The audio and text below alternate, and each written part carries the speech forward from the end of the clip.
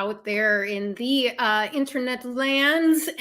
Welcome to You've Got a Thing. My name is Jaimelyn Gray, and I am going to be the forever host of this program, I guess, for all of time. Now is how we're going to run this thing. Thank you so much for joining us. Today we have a great guest that is Josh B. Bryan of Cabaret MKE. We have productions running at the same time, so we're going to talk about both In the Canyon at the Constructivists, and he's going to have to pronounce this for me because I think I slaughtered it last week, and because it reads I don't know, German to me. I don't know, but it just does not read like I'm going to slaughter it. So I'm just going to let Josh go ahead and say that for me. And so with that, I'm going to bring Josh in here, and so he can tell you exactly what is going on over there at Cabaret Milwaukee. Hello, Josh. Good afternoon, Jamie. For coming. Can you please pronounce this for me? Frische, Frei, stark, Treu, a puppet history of the Milwaukee Turners. That is beautiful. Beautiful. Frische, Frei, stark, Treu. That is the four slogan words. I guess you could call it their motto for the Milwaukee Turners. And it means fresh, free, strong, and loyal. Nice. And is it German? It is German, yes. The Turners were, they emigrated from Prussia after a failed attempt to overthrow the Prussian crown, and Prussia later became Germany. So they do identify with German heritage and speak the German language. And that was how they identified themselves. Right on. So I just want to talk a little bit. I mean, because we opened the same weekend. We're running almost the same schedule, and so what would be really awesome is if people would go and see your show and then come over and see our show in the Canyon, and that would be some great in tandeming of back-to-back politically inspired productions. Oh, I love that, and I think both of these should inspire conversation. I know even at our table reads, the best part of the conversations afterwards. Yeah. Absolutely. Can you talk a little bit about Frische and let the people know what it's all about? What is it about? Okay. Well, the Turners. It is about the Milwaukee Turners, the story of the Milwaukee Turners.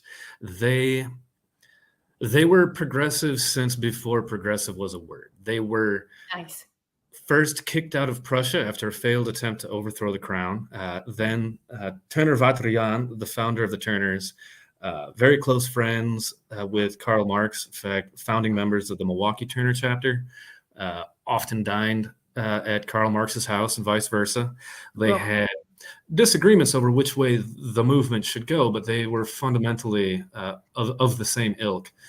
And when the Turners arrived the Turners spread all over the world after they were exiled from Germany. The bulk of them came to America. The bulk of them came through the St. Lawrence waterway and wound up in Milwaukee. Then the furthest flung city in, colonized America.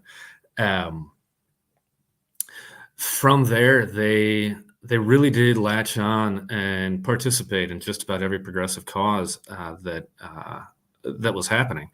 They were very, very big into abolition. Founding members of the Turners for a while stayed at Sherman Booth's apartment while they were getting their feet on the ground. Sherman Booth was the celebrity abolitionist in Milwaukee. He rallied the people who went and broke down the jail to free Joshua Glover, the first slave arrested under the Fugitive Slave Act, held in jail in Milwaukee for his slave catchers to come up and repatriate them down south. But the Turners were not having any of that. That was not the America that they wanted to live in. And so they absolutely volunteered to help break down the jail. The Turners, among other Germans of that time, volunteered to fight for the North during the Civil War. Full German-speaking regiments were made of the Turners. Abraham Lincoln's personal bodyguards on the campaign trail were the Boston Turners. Wow. And yes, very much fighting tooth, nail, blood, fist for what they believed in through those years. During when the women's suffrage movement came up, Susan B. Anthony credits Matilda Annick for converting her to a suffragette. Matilda Annick, one of the original 48ers, she and her husband were among the first Milwaukee Turners in the original 1848 waves that came over. The Turners that came over after being exiled from Germany were called 48ers. So if you hear that referred to in history, that marks the year that they were exiled and emigrated all over the world. So 48ers is also one of their names. Okay. And she was when they arrived in Milwaukee, they tripled the size of the city inside of a few years. There were more German-speaking presses than English-speaking presses. One of them was Matilda Annick's. She ran a feminist publication entirely with women's hands, from the writers to the readers to the typesetters. In fact, the first union were male typesetters in Milwaukee who were afraid of Matilda's women typesetters taking their jobs. So the first union was men in Milwaukee afraid the women were going to take their jobs.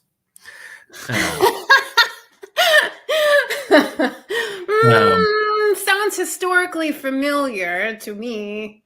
A little bit of her side story. She and Sherman Booth's wife, who was half his age, those two women maintained what was referred to as a Boston marriage, well after the relationships with their husbands fell apart. Interesting. Into their old age. Later, the Milwaukee Turners were big movers and supporters of the labor movement, the militant labor movement. We've all heard of the Rolling Mills massacre. That was part of an organized labor strike from coast to coast. That was where we got the 8-hour workday from. And the flashpoints of that happened in one day after the other. First in Chicago, it was the Haymarket bombing. And the next day was the Rolling Mills massacre in Milwaukee. Now the protests that happened in Milwaukee were planned at Turner Hall, and the wounded, after the National Guard opened fire at the Rolling Mills, were brought to Turner Hall to be bandaged up, just as a tangible marker of how involved the Turners were in the labor movement. And that did mark that era of militant labor activism did mark a turning point in the Turners' activity, where it did shift from this very militant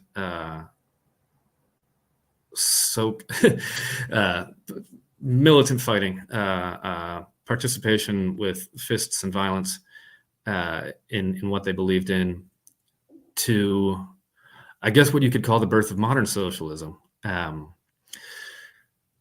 A few years later, in 1910, is when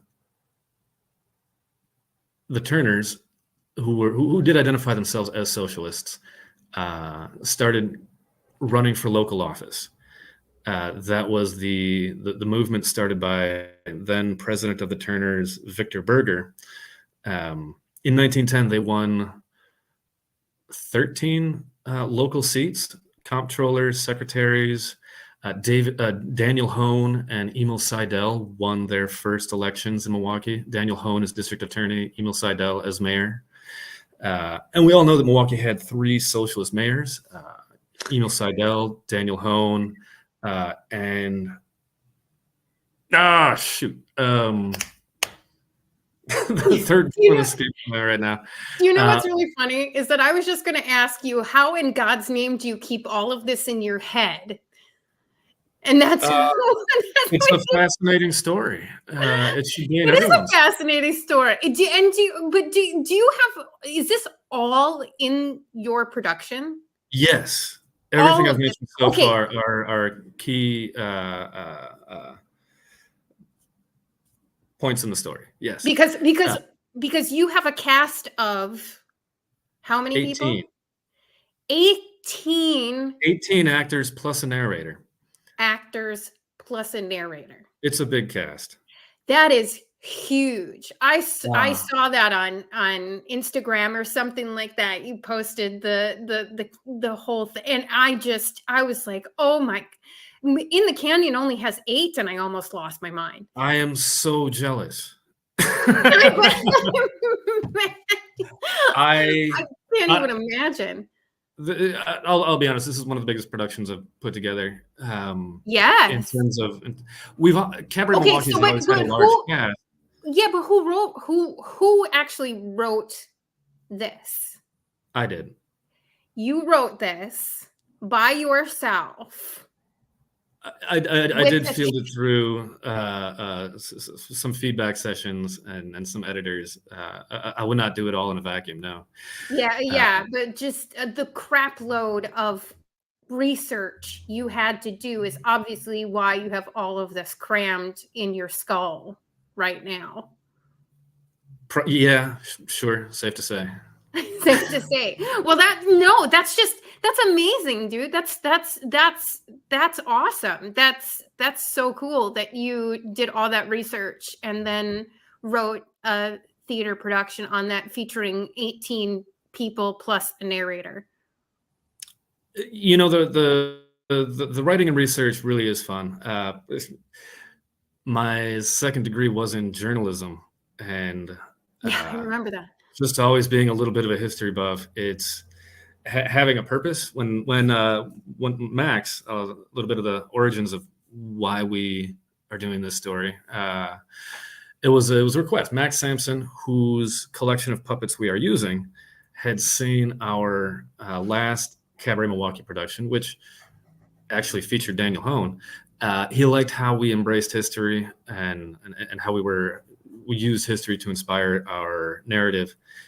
Like that, asked if we would write and direct a history of the Milwaukee Turners and use his puppets to tell it. Knowing nothing of the Turners. Can you pronounce the name of these puppets? What their type is actually called? Oh, they're a Boon Raku style of puppetry. Okay.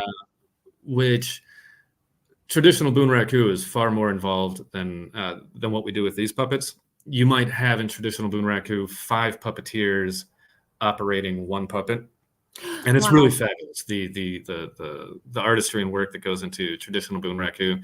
These puppets are Boon Raku in so much as the puppeteers wear all black. The puppets all stand about 4 feet tall. So you have a hand in the back of the head. Their feet connect to your feet, and your other free hand manipulates the puppet's hands. And so I would say that they are Boon Raku inspired. They are a very low-tech Boon Raku style of puppet. But so you can see them here in your marketing materials. You've got them here featured on your Facebook profile and that would be let's see, we've got our Matilda Annick puppet up, and that is actually Ezekiel Gillespie wearing that is Ezekiel Gillespie's costume and Joshua Glover's head. They're actually the beards, a lot of our costumes go through puppet changes. We have a collection of 30 puppets that we're using, and there are approximately 60 plus roles in the story, which means there are a lot of costume changes. We put a lot of magnets inside of the heads for beard changes was a big part of our costume change. Oh my God. Some of the heads swap from one body to another. So that is Joshua Glover's head and beard on top of Ezekiel Gillespie's body. That's hilarious. We had to just grab a couple several months ago for a quick photo shoot that wound up being our entire media image. No, it's very cool. It's really striking. It's really noticeable. It speaks volumes. Texture wise, yeah, there's a plasticity to puppets. I think Yoda was a far better puppet than he ever was computer generated. I'm not going to disagree with you on that, and I'm not. So can you talk a little bit about do you really, because I know for In the Canyon that we're doing at the Constructivists, and In the Canyon is a massive epic piece of theater that it's much like you. I don't know if I'll ever try anything this large again anytime soon. But it spans 60 years. It's basically focused on one family's journey over 60 years and the societal changes that happen over that time period. I personally meant it to be, when I went searching for a play, I want something political for this time period that we're in right now. Did you, because you started writing this a while ago, but do you feel like, did you have a target for this to be produced now, or like how? Initially, no.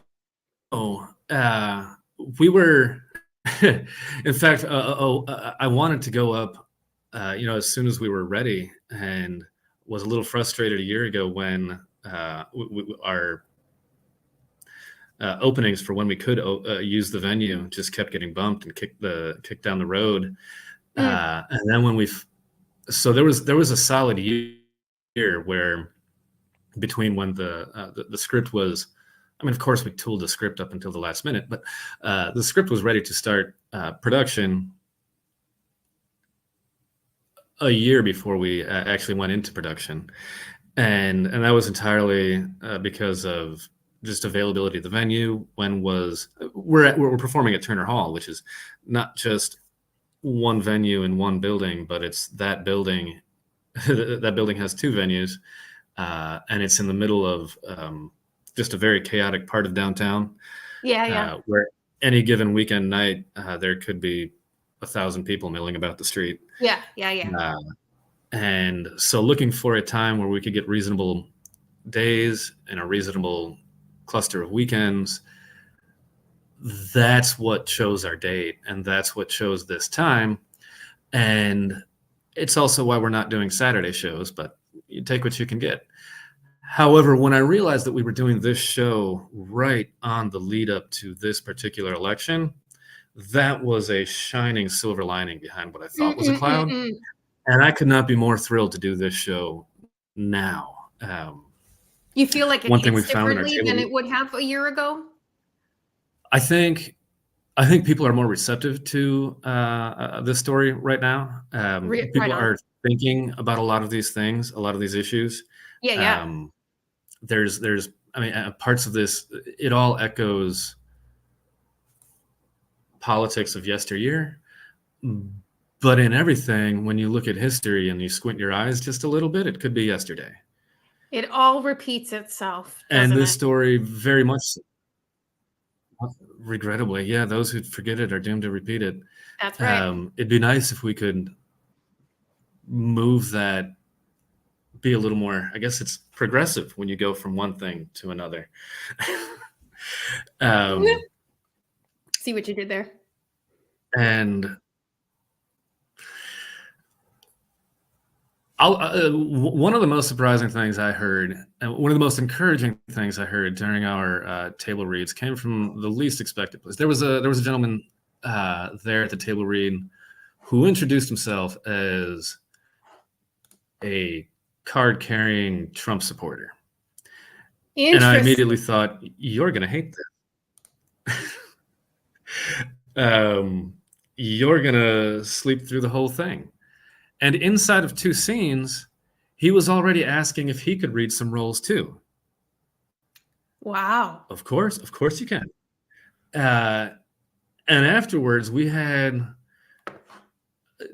over 2 hours of conversation about what this meant and how this reverberated in contemporary history.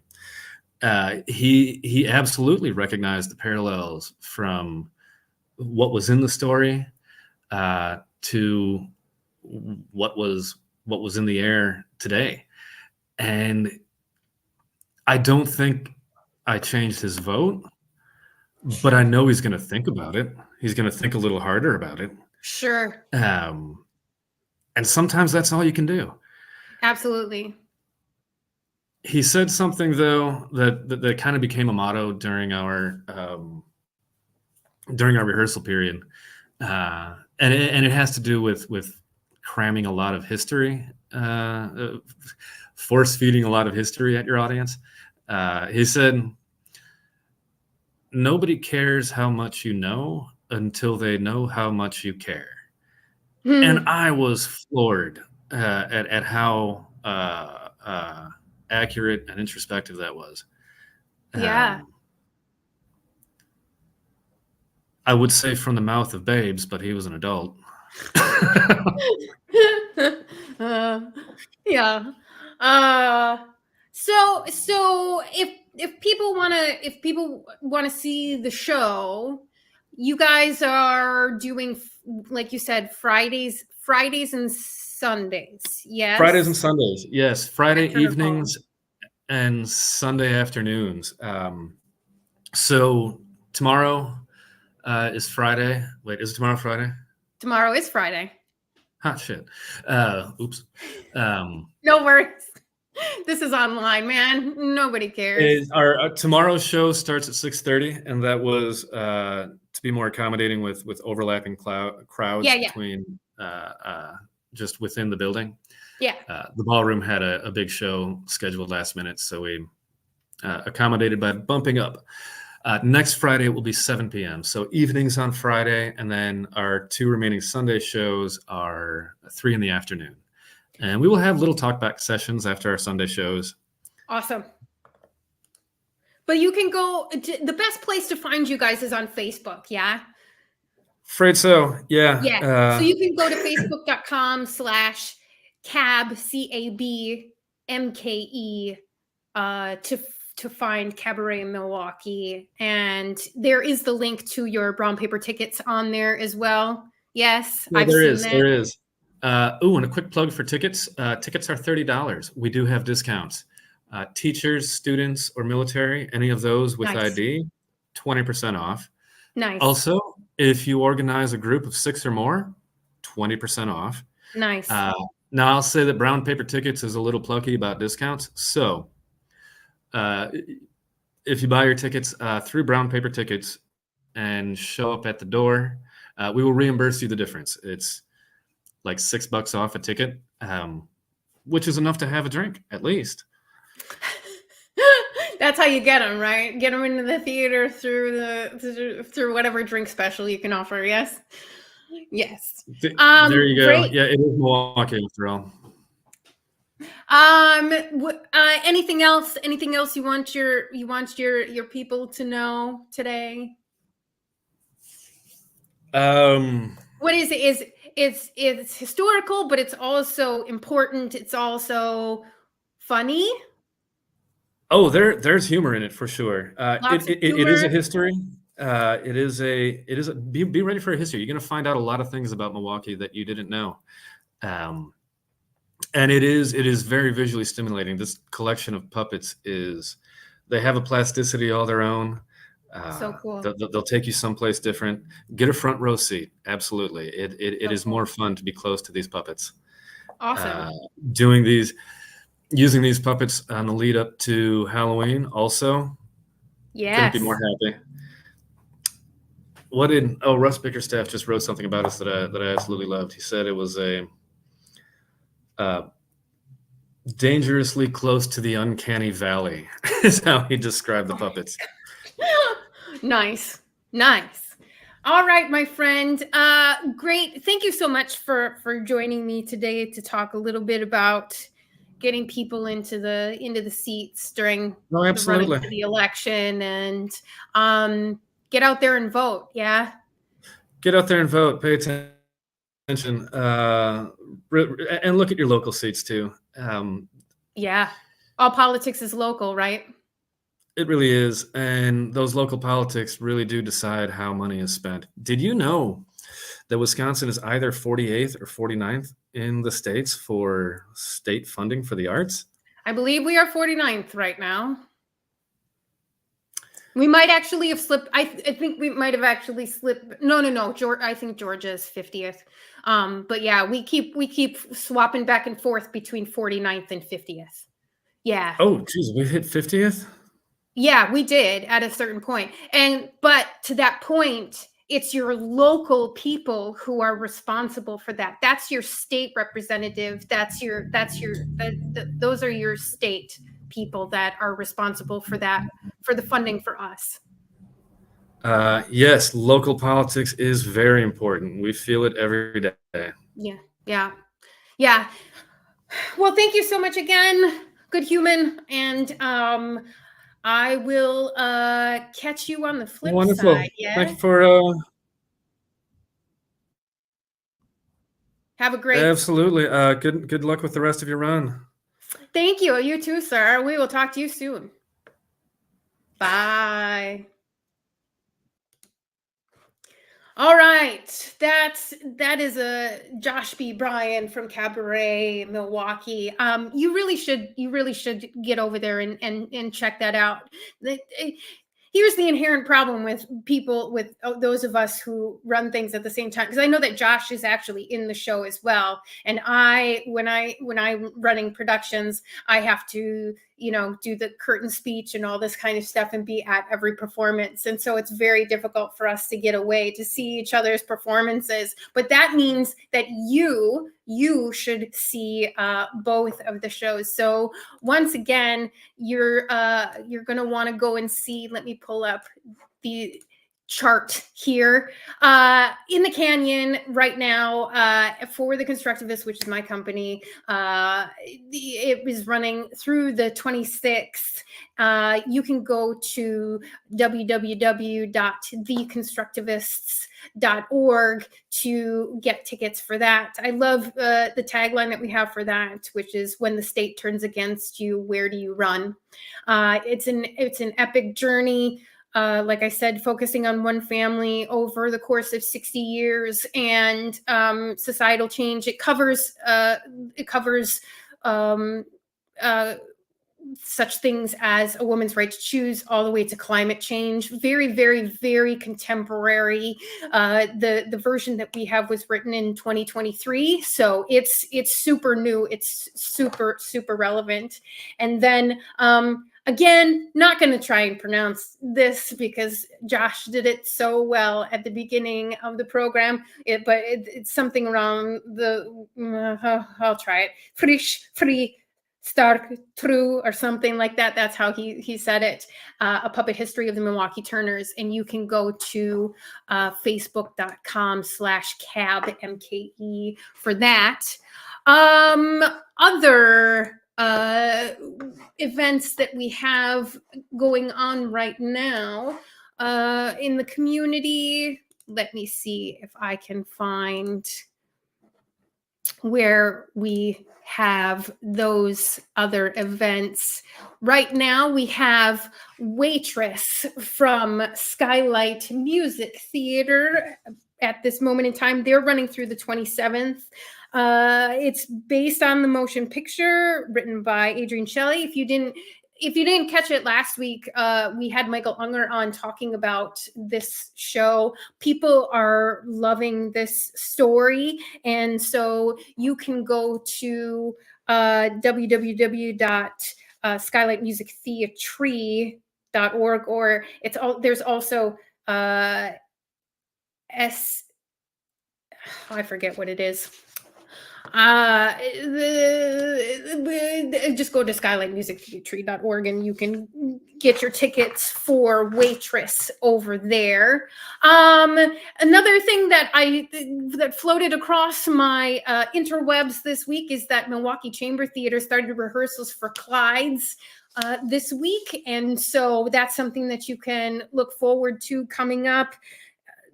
Real quick here, they're actually in the Studio Theater at the Broadway Theater Center right after in the Canyon, so get your butts in there, or you can get your tickets right now for that. Clyde's is directed by DeMonte Henning. It's a Milwaukee premiere. It's a 2022 Tony Award nominee for Best Play. I like their little tagline for this is "A hero can be more than a sandwich." Nice. This is written from the director, or from what they're saying about this, from the director of last season's Smash the Mountaintop, comes two-time Pulitzer Prize winner Lynn Nottage's new flavor bomb of a comedy and a spicy feast for the senses, the Chicago Sun-Times says. In a dinner kitchen that might be hell, limbo, or just a greasy spoon off the Pennsylvania Turnpike, 4 formerly incarcerated cooks strive for redemption through their shared quest to create the perfect sandwich, all under the devilish gaze of their hard-driving boss. Clyde's combines uproarious humor, fulsome heart, and generous hospitality into a delicious theatrical meal that shows why Nottage is among the greatest living playwrights. And that opens November 8th. You can go to MilwaukeeChamberTheatre.org to get your tickets for that one. And I also saw news that the cast of Almost Maine, which is going to be over at Next Act Theater coming up, they put on social media the cast announcement. Who it seems like a really great powerhouse cast to me. You can go and check that out over on social media. You should follow all of us on social media. We have all kinds of interesting news and things to tell. So Next Act will be opening Almost Maine on November 20th with their awesome cast. And that is Welcome to Almost Maine, a place that's so far north, it's almost in Canada. Haha. It's not quite a town because its residents never got around to getting organized, so it almost doesn't exist. One cold, clear winter night, as the northern lights hover over the star-filled sky above, residents of Almost Maine find themselves falling in and out of love in unexpected and hilarious ways. Knees may bruise and hearts may break, but as magic fills the air, the pieces finally fall into place. Almost. And you can get your tickets now for that at nextact.org for that.